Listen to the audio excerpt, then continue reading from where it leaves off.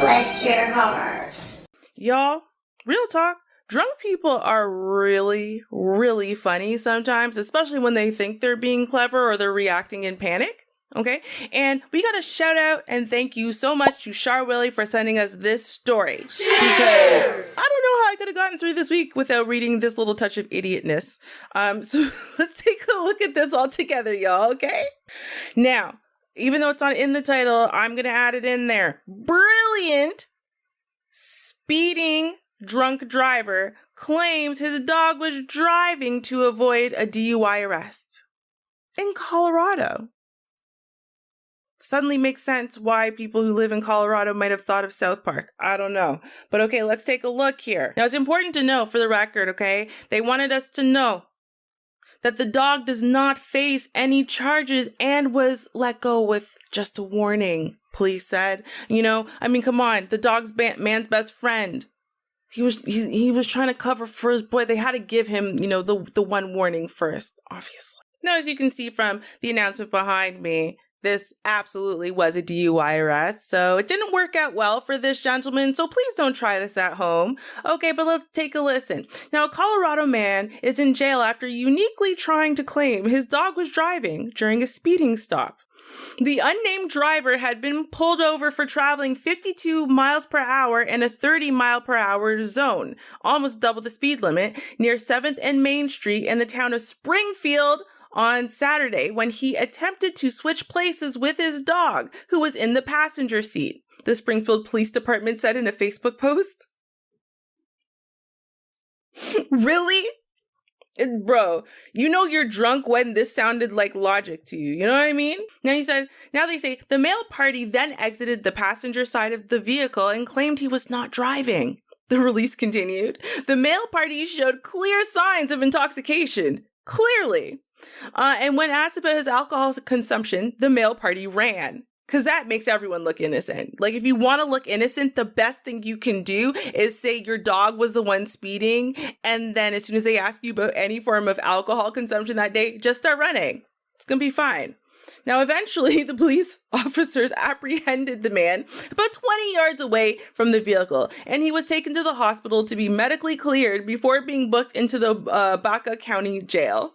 Now, it was later discovered that the driver, who had been traveling from Los Animas to Pueblo when he got lost in Springfield, already had 2 active warrants for his arrest in Pueblo, Colorado, right?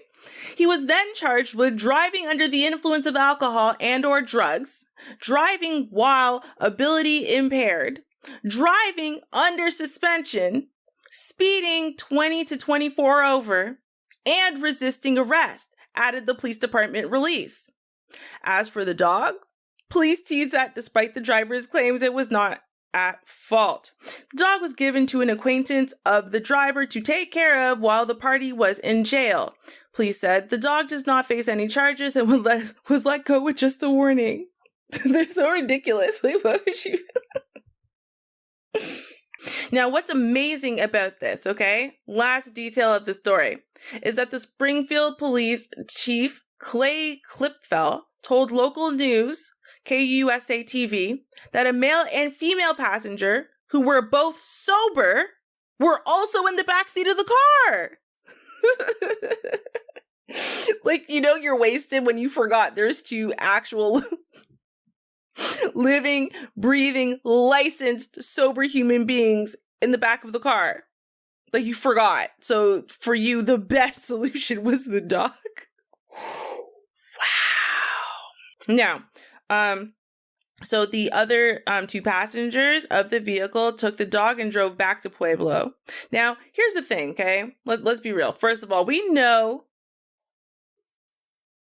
the color of this person. Okay, we know it because, and we know the persuasion of the other people in the car because only one of them was arrested. Okay. The other 2 were just like giving credit that they were sober and just allowed to take the dog in the car and just go home. Okay. We know which demographic that happens to and which demographic it doesn't happen to. Let's be real.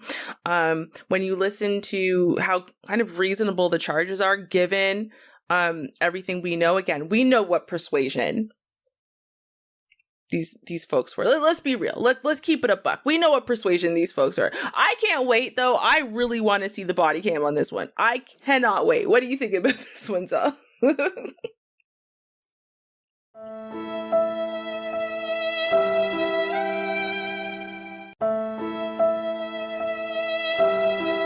Bless your heart.